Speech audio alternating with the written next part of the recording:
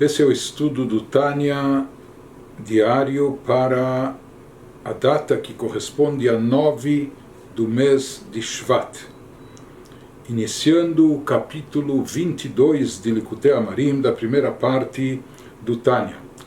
Nós vimos no capítulo anterior que o autor, Rav Shneur Zalman, analisou de forma mais profunda a metáfora, o conceito da fala divina que deu origem a toda a criação, os pronunciamentos de Deus que fizeram surgir todas as criaturas. Nós falamos por que a Torá, assim explicou Rav Shneur Zalman, por que a Torá se utiliza dessa metáfora de fala de Deus.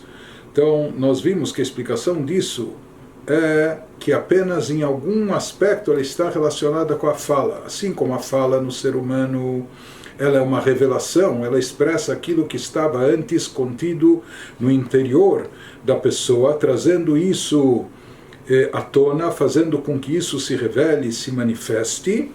Da mesma maneira, esse poder criativo de Deus, esse poder de criar do nada, etc., que antes da criação não estava revelado, a partir da criação se manifestou. Por isso a Torá chama isso de fala, que Deus criou o mundo através de 10 pronunciamentos, através da sua fala. Ou seja, a fala representa essa energia vital que Deus investe nas criaturas, expressando, manifestando algo que antes, por assim dizer, estava interiorizado dentro do Criador, e então se manifestou e se revelou. Porém, nós vimos que o outro aspecto da fala que existe no ser humano, que a fala, quando pronunciada pela pessoa uma palavra, então até o alento ou o sopro que sai da pessoa, ele sai. Algo que estava dentro da pessoa passa a estar fora dela, e isso pode ser medido até fisicamente, de forma palpável, não é? O sopro que saiu da pessoa.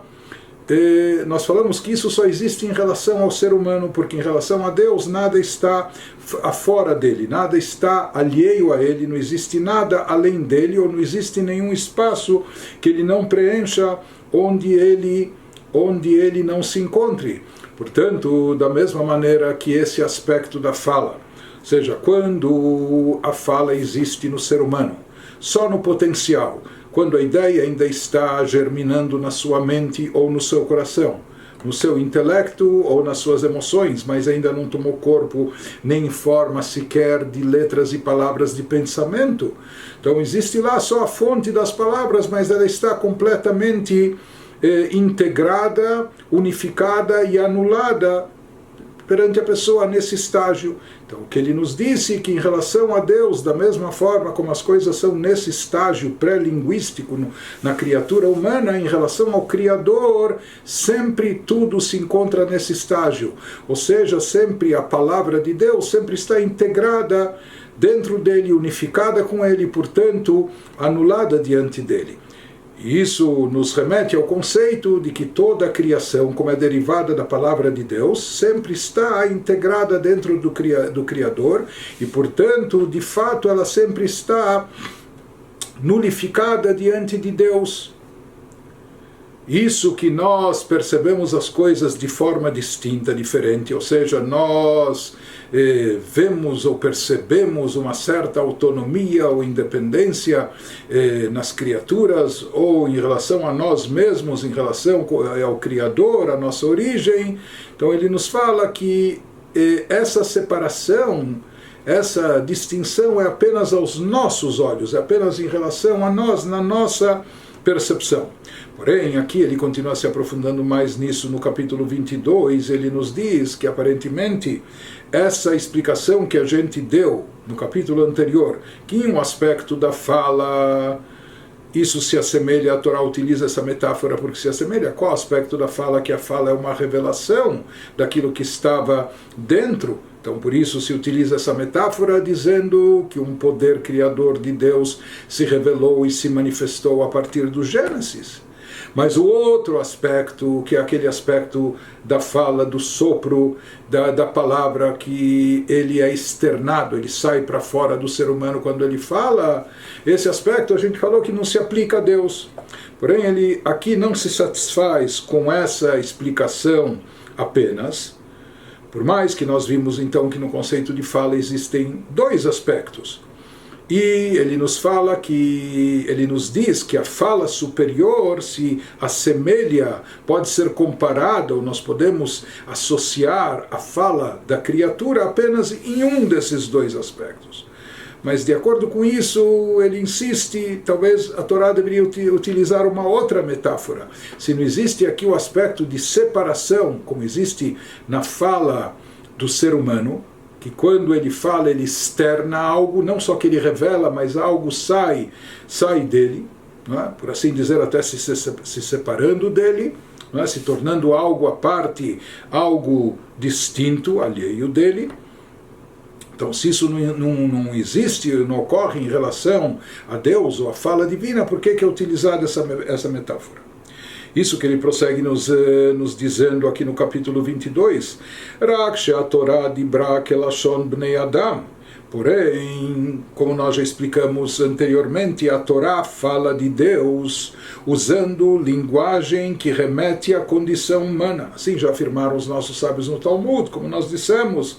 A Torá quer que o ser humano possa entendê-la. Por isso a Torá precisa falar numa linguagem que nós possamos entender, possamos captar, e a gente só conhece os conceitos que são próximos a nós, ou nós só raciocinamos da maneira que nós concebemos os conceitos, como eles se aplicam para nós mesmos. Então essa é uma regra que a Torá se expressa na linguagem humana. ונקרא בתורה דיבורו של מקום ברוך הוא בשם דיבור ממש כדיבורו של אדם. A Torá se refere à fala entre aspas, a fala de Deus, como se esta fosse fala realmente em todos os aspectos da fala no ser humano, como a fala de uma pessoa. Por que a Torá se utiliza então dessa metáfora? לפי שבאמת כך היא דרך ירידת והמשכת החיות לתחתונים בצמצומים רבים ועצומים, מינים ממינים שונים, להיבראות מהם ברואים רבים, מינים ממינים שונים. Traduzindo, por que a Torá então insiste na utilização dessa metáfora da fala em relação ao Criador? Se ela não se assemelha em todos os aspectos à fala da criatura humana, se distingue da fala da revelação do Criador, por que a Torá insiste em utilizar então essa metáfora?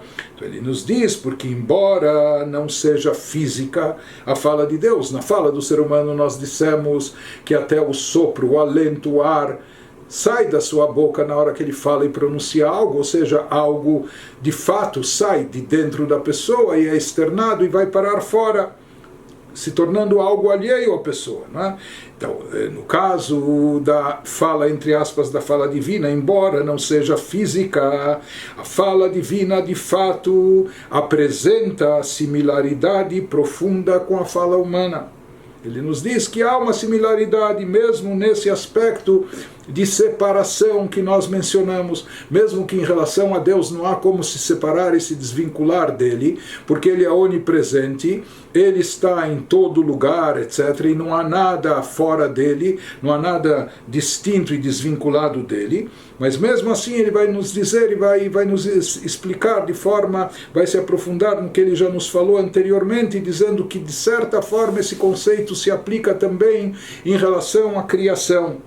A fala divina, a fala entre aspas, sempre quando a gente se refere à fala divina, a fala entre aspas, a fala divina assemelha-se à humana. Por quê? Por ser um ato de revelação, pelo qual a energia vital, a energia que Deus emana ou emite para dar vida e existência a todas as criaturas, pelo qual a energia vital é atraída para baixo, para os mundos inferiores. Porém, como essa energia é atraída para baixo, nós já vimos, explicamos no capítulo anterior, por meio de diminuições numerosas e intensas. Então, essa luz divina, essa energia vital que é proveniente de Deus, ela passa por um processo, ela é processada por meio de diminuições numerosas e intensas que na linguagem cabalística são chamadas de tzimtzumim, plural de tzimtzum, condensações, diminuições e ocultações da luz divina, da energia vital de Deus.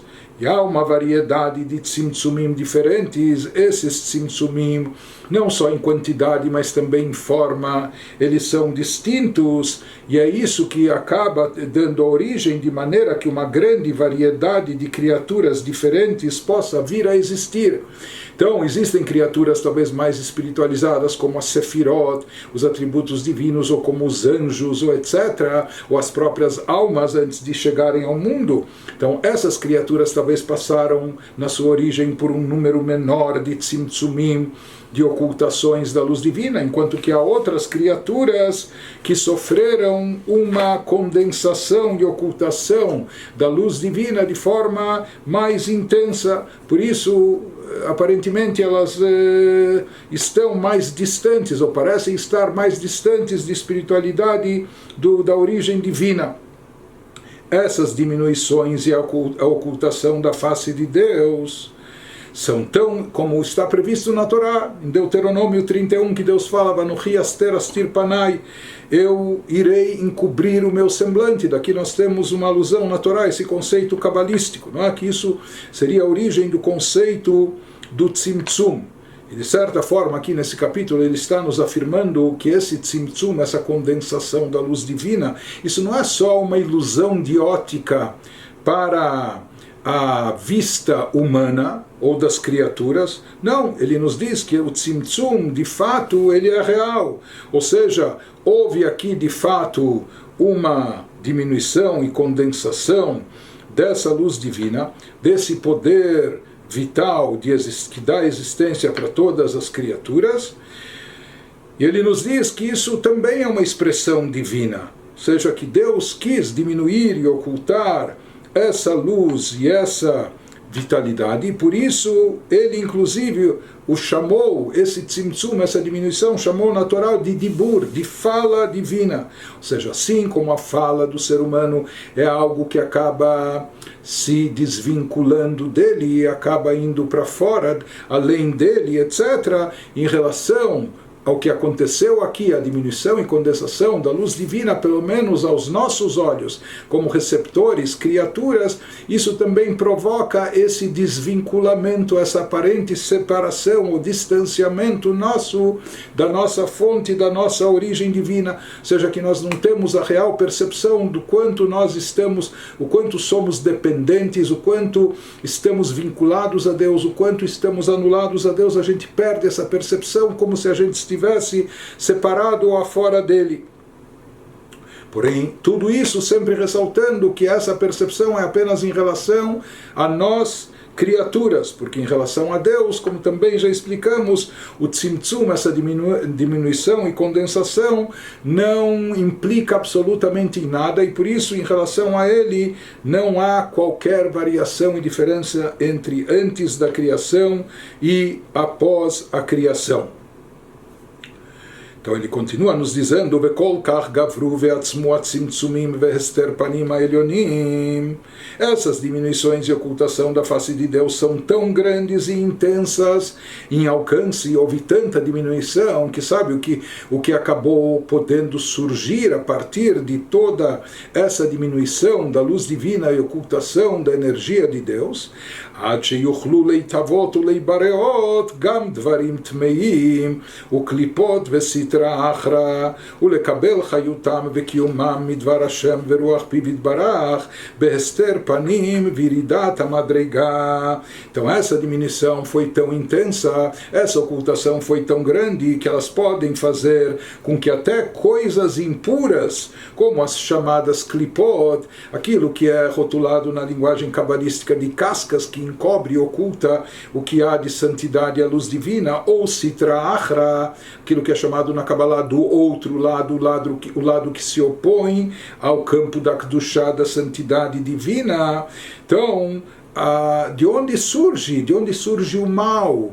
Se tudo vem de Deus, se Deus é bom, etc., e não existe dualidade, Deus é um e único, então como de Deus, que é a perfeição, é o bem, a essência do bem, Deus é bom e só quer o bem, como dele acabam surgindo coisas ruins, coisas más, que estão presentes aqui no mundo, criaturas ruins, pessoas mal intencionadas, ou criaturas impuras, etc., negativas, tudo aquilo que está incluso no chamado, na linguagem mística, no chamado campo das klipot e sitra achra. Mas tudo isso é consequência da condensação, da diminuição, da ocultação da luz divina no processo de criação. E isso faz com que coisas impuras, klipot e sitra achra, possam surgir, ganhem existência e sejam criadas. Então essa é a origem do mal, e essa é a origem da sitra achra, do lado que se opõe a Kedushá, ou seja, tudo vem de Deus, porém depende de como foi processado. Existem certas coisas que passaram por um processo tão intenso e tão longo, de tanta diminuição da luz divina, de tanta ocultação da energia divina, que no final eles se acham autossuficientes, eles se acham independentes, eles podem até contrariar a vontade de Deus, ou podem agir, jogar no time contrário, por assim dizer. Ele nos diz, esses grandes tzimtzumim, essas grandes diminuições da luz divina tornam tais entidades negativas aptas a receber sua energia sustentadora da vida, da palavra de Deus e do sopro da sua boca, por meio de uma fortíssima ocultação da face de Deus. Então, como elas surgiram? Porque aqui, uma vez que foi encoberto o semblante divino, uma vez que a luz divina foi diminuída e condensada e ocultada a tal ponto, então no final, mesmo que aqui, em última instância, essa energia é derivada de Deus, mas ela foi tão condensada, tão diminuída, tão ocultada, tantos tzimtzumim foram aplicados sobre ela, que no final até essas entidades negativas se tornam aptas a receber, a sugar, a mamar, receber sua energia sustentadora da vida, da palavra de Deus, apesar que a palavra de Deus é algo sagrado, elevado, mas aqui essa palavra foi camuflada, foi condensada, foi diminuída, e do sopro da sua boca divina, por assim dizer. Como isso ocorre, como elas têm acesso a essa vitalidade divina que é sagrada, se elas atuam de forma oposta e contrária, por meio de uma fortíssima ocultação da face de Deus, que isso é o efeito do tzimtzum, dessa ocultação, dessa diminuição, e descida através de degraus incontáveis, de modo que até o mal consegue absorver a energia. Tanto foi diminuída essa luz, tanto ela foi condensada, tanto ela foi limitada e restrita, que no final até as criaturas ruins ou o mal consegue sugar dela, consegue se conectar a ela e consegue tirar proveito, absorver vitalidade, energia vital dessa luz divina que foi condensada, que foi limitada. Ele nos explica aqui, voltando ao tema de Avodah Zarah, de idolatria, que é aquilo que nós estávamos explicando e comentando, e só para a gente não perder o fio da meada. Ele começou a nos explicar, ele estava nos dizendo como, primeiro ele estava nos explicando uma das perguntas, aparentemente aquele amor dormente que todo Yehudi tem com uma fé muito intensa, etc., que isso é algo imutável e inabalável. Aparentemente ele perguntou, isso se manifesta somente em momentos dramáticos, quando a pessoa é confrontada, é desafiada a renegar a sua fé, quando ela é confrontada com o pecado mais grave de Avodah Zarah, de idolatria. Mas se isso não acontecer, então significa que esse amor dormente nunca vai despertar, nunca vai se manifestar. Então ele começou a nos explicar que na realidade o conceito de Avodah Zarah não envolve apenas e tão somente se ajoelhar ou se curvar diante de um ídolo, de uma estatueta. Ele começou a nos explicar que na realidade a proibição de Avodah Zarah que está nos 10 mandamentos é a fonte e origem de todas as proibições, de todas as 365 proibições da Torá. Em outras palavras, ele está nos explicando como, ao transgredir qualquer uma das proibições da Torá, de certa forma aqui há um envolvimento com Avodah Zará, com idolatria. Isso que ele está dando essa longa e profunda explicação para nos fazer entender como qualquer falha e transgressão na Torá está relacionada com idolatria. Aqui ele nos diz que todas as coisas más e ruins, todas as coisas que pertencem ao campo da Klipá e Sitra Achra, do campo das chamadas cascas, invólucros que ocultam e encobrem a Kedushá, a santidade, ou o lado oposto e contrário à santidade e à Kedushá, todos eles são chamados de Elokim Acherim, מפני יניקתם וחיותם אינה מבחינת פנים אלא מבחינת אחוריים דקדושה. Por isso a expressão de outros deuses, uma pessoa está adorando ou cultuando outros deuses, em hebraico Elokim Acherim, é usada para designar as klipot. Ou seja, o Tikunei Zohar, o adendo do Zohar, ele associa todas as klipot, ele fala que todo aquilo que pertence ao campo das klipot, que isso envolve todas as coisas impuras ou proibitivas de acordo com a Torá, diz o Zohar, isso é designado de Elokim Acherim, de outros deuses. Por que essa designação? Vamos dizer, uma pessoa tem um alimento que é taref, que não é kasher. Tudo bem, talvez aqui a pessoa, se ela consumir esse alimento, talvez ele está transgredindo, talvez não, absolutamente ele está transgredindo uma lei da Torá, uma mitzvah, no campo da kashrut, não é? Da alimentação, como deve ser. Mas o que isso tem a ver com Avodah Zará, com idolatria ou com outros deuses? Então aqui ele está nos dizendo que na realidade tudo que é originário, por que um alimento é proibido? Se ele foi proibido, a gente já explicou, já entendeu, já estudou isso em capítulos anteriores do Tânia. Se ele é proibido é porque ele pertence ao campo das klipot, ele pertence àquele campo impuro que está preso no campo das klipot, das chamadas cascas, da Sitra Achra, e por isso que ele é de fato proibido. E ele nos diz que isso está associado, tudo isso que faz parte do campo das klipot é chamado no Zohar de Elokim Acherim, outros deuses. Por quê? Para nos dizer, pois as forças negativas sugam sua energia não da face de Deus, mas das costas, Achoraim, da energia sagrada.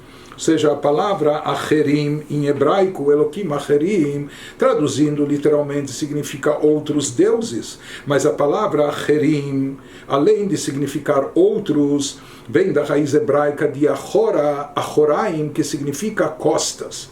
O que significa? Então ele nos diz por que esses são chamados de outros deuses, outras divindades, não é? que são contrárias ao monoteísmo, à unicidade de Deus, etc. Por que eles são chamados de outros? Porque, na verdade, eles vêm das costas. O que significa que eles vêm das costas? Que a energia deles, que eles recebem de Deus, eles não recebem de forma direta, eles não recebem de bom grado, de boa vontade, mas sim a sua vitalidade. Porque, no final das contas, tudo e todos recebem vitalidade unicamente de Deus, porque Deus é a fonte de vida para todos os seres e todas as criaturas, bons ou também os maus.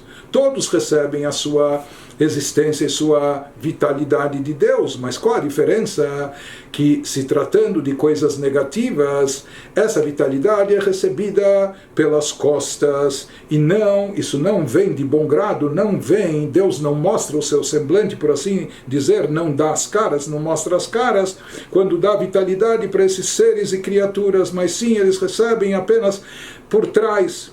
O que significa isso? Nós já comentamos outras vezes, o Perush Achoraim, que Adam anoten davar lesono shelo birtsono, shemashlicho lo kleachar kteifo, ki machzir panav mimenu misinatoto. O significado simples de costas, quando a gente fala que a vitalidade é dada, Deus dá, mas pelas costas, é exemplificado pelo gesto de uma pessoa que, contra sua vontade, tem de dar uma coisa ao seu inimigo, por qualquer motivo, ele tem que dar para o seu inimigo, mas ele não se identifica com ele, muito menos, não gosta dele, não quer, não gostaria de dar qualquer presente, etc. Ele faz isso de certa forma até contrariado, porém, por qualquer força de circunstância ele tem que dar. Então, como ele já dá, então simplesmente atira para trás ao inimigo, por cima do ombro, porque desviou dele o rosto pelo ódio que ele tem. Ou seja, ele tem que dar, ele vai acabar dando, mas ele nem quer olhar para a cara dele, ele nem quer encará-lo, nem quer mostrar a sua cara, o seu semblante para ele. Ele vai dar, então ele vai dar jogando por trás de si, jogando pelas costas, por cima dos ombros, sem precisar encará-lo. O contrário é quando uma pessoa dá algo de bom grado, você dá com um sorriso no semblante, olhando, fitando a pessoa, olho no olho, não é? Cara a cara, semblante com semblante, você mostra o teu semblante, que com isso você está expressando aquilo que há no teu íntimo, no teu interior. Mesma coisa no campo da Kedushá, da santidade, aquilo que é bom e positivo. Todo mundo, como a gente falou, todas as criaturas recebem a energia e vitalidade de Deus, mas aquilo que é bom e positivo recebe por assim chamar, semblante divino. Então Deus dá as caras, dá isso com satisfação. Já no campo das klipot, no campo negativo, que por algum motivo Deus tem que dar, ele dá, mas pelas suas costas. Isso que ele nos explica, Kach lemala bechinat panim, o primiut ratzon ha'elyon v'chertzo amiti, asher chafetz Hashem leashpia chayut lechol hakarov elav misitra de kedusha. Algo similar ocorre no alto, continuando com essa metáfora de semblante e costas, a face de Deus, quando nós falamos que Deus dá as caras, mostra o seu semblante, a face de Deus simboliza a sua genuína vontade interior, o Ratzon Elyon, a vontade mais profunda de Deus e desejo verdadeiro. O que Deus aprecia, o que Deus gosta, o que Deus deseja, a saber que Deus deseja derramar energia vital da esfera da santidade a todos que estão próximos dele. Como se está próximo dele? Quando se é bom, quando se faz o bem, quando se é puro, quando se está elevado, etc. E assim por diante. Já o contrário, avala sitrach rabeatumah, o toevat Hashem asher saneh, ve'eino mashpia lachayut mipnimiut haratzon, vechefzo amiti asher chafetz bachas veshalom, ki im keman desha debatar kitfo, e lesono shelo birtzono. Porém, a sitrach, o lado oposto à santidade, lado contrário e a impureza, elas são chamadas na Torá de abominação para Deus, que ele detesta. Deus detesta o mal. Então, mesmo que ele é a fonte de vida, e assim ele escolheu dar vida para tudo e todos, para possibilitar esse cenário de livre-arbítrio, como nós vamos ver a seguir, então ele já tem que dar vitalidade também a essas criaturas, mas ele não dá a essas forças negativas energia vital por ser essa sua vontade interior. Ele vai dar, mas não porque essa é sua vontade interior e desejo verdadeiro. Não é isso que Deus gosta e aprecia. Como se se deleitasse com elas, Deus nos livre. Deus nos livre de atribuir esse gosto pelo mal ao Criador. Deus é perfeito. Ele não só que ele não aprecia e não tem prazer com o mal, pelo contrário, ele abomina o mal, ele detesta o mal. Mas se o mal tem que existir como contrapeso na nossa vida, na nossa existência, para possibilitar o livre-arbítrio, então Deus acaba dando sustentação às forças negativas como alguém que atira algo por cima do ombro. Assim explica o Zohar. Ele faz isso, ele dá vitalidade para esses seres e criaturas, mas como alguém que dá algo para o seu inimigo. Visto que dá-lo ao inimigo não é sua vontade verdadeira. Ele tem que dar, mas ele dá isso como de mau grado.